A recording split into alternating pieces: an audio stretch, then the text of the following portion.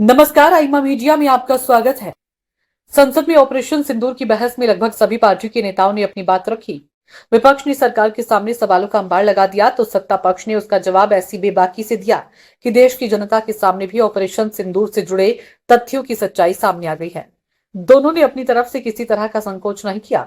लोकतंत्र में सत्ता पक्ष और विपक्ष अपनी अपनी पार्टी लाइन पर बहस में हिस्सा लेते हैं, किंतु विपक्ष के कुछ सदस्य ऐसे थे जिन्होंने बहस में इसलिए भाग नहीं लिया क्योंकि वह जो बोलना चाहते थे वह उनकी पार्टी लाइन से विपरीत था। बहरहाल, विपक्ष और सत्ता पक्ष के सदस्यों के बोलने के बाद प्रधानमंत्री ने विपक्ष के सवालों का जवाब देते हुए जो कहा उसने विपक्ष के सामने ही सवाल खड़ा कर दिया। विपक्ष के नेता राहुल गांधी का आरोप था कि अमेरिकी राष्ट्रपति डोनाल्ड ट्रंप के दबाव में आकर भारत ने हमला बंद कर दिया। विपक्ष के समाजवादी पार्टी के नेता और डीएमके की कनिमोझी का मानना था कि यदि सरकार चाहती तो पाक अधिकृत कश्मीर पर भारत कब्जा कर सकता था। विपक्ष के जितने भी सदस्यों ने अपने विचार रखे उनमें तीन ही बातें प्रमुख थी। पहली, उन्हें इस बात की चिंता थी कि ऑपरेशन सिंदूर को विराम देने का श्रेय राष्ट्रपति ट्रंप ने लिया। दूसरा, विपक्ष के सभी वक्ता चाहते थे कि युद्ध रोकना नहीं चाहिए था। ऐसे वक्ताओं के मुताबिक सेना तो पाकिस्तान का विनाश करना चाहती थी किंतु सरकार ही डर गई और युद्ध विराम की घोषणा कर दी। तीसरा आरोप यह था कि भारत के विमान गिरा दिए गए और भारत को इस युद्ध में भारी क्षति हुई। विपक्ष खुलकर बोल नहीं पा रहा है किंतु वे ये कहना चाहता है कि पाकिस्तान ने अपने चीन से आयातित युद्धक विमान J-10C से भारत के राफेल को मार गिराया। प्रधानमंत्री, रक्षा मंत्री और गृह मंत्री सहित जितने भी सत्ता पक्ष के सदस्यों ने बहस में भाग लिया उन्होंने विपक्ष के सवालों का जो जवाब दिया वह निश्चित रूप से देश को जानने का अधिकार है। इसमें पहला जवाब राष्ट्रपति ट्रंप के मध्यस्थता के बारे में था जिसकी कई बार पुनरावृत्ति हुई, किंतु प्रधानमंत्री ने विस्तार से बताया कि दोनों देशों के डीजीएमओ से बात के बाद युद्ध विराम का फैसला हुआ। भारत ने अमेरिका द्वारा यह कहे जाने पर कि पाकिस्तान कुछ बड़ा करने वाला है पर उसकी कोई परवाह नहीं की। विपक्ष के नेता राहुल गांधी ने संसद में प्रधानमंत्री मोदी को चुनौती दी कि यदि ट्रंप ने युद्ध विराम नहीं कराया तो प्रधानमंत्री मना कर दें।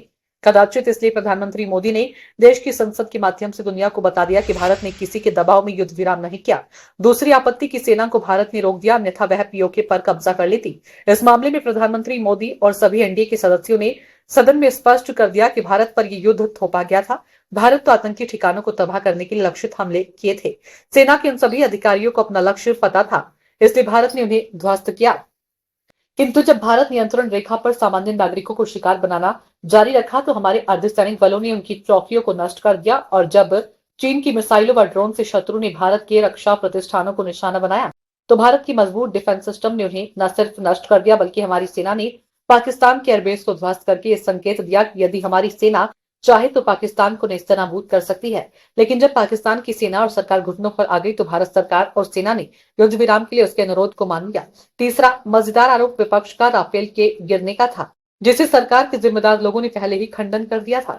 प्रधानमंत्री ने मंगलवार को दृढ़ता से खंडन किया और विपक्ष को नसीहत दी कि पाकिस्तान और उसके संगी साथियों के दुष्प्रचार पर विश्वास न करे। यदि भारत के विमानों को क्षति पहुंचती तो पाकिस्तान की मीडिया और सरकार फोटो वीडियो पूरी दुनिया को दिखाती। कहने का तात्पर्य तो यह है कि भारत की संसद में जो सवाल किए गए उसे भी दुनिया और देश की जनता ने देखा। इस बात का एहसास सभी को हो गया है कि भारत का विपक्ष अपनी सरकार से कोई भी सवाल पूछ सकता है और सरकार की संसदीय जिम्मेदारी है कि वह उन शंकाओं, सवालों और आपत्तियों का जवाब दे।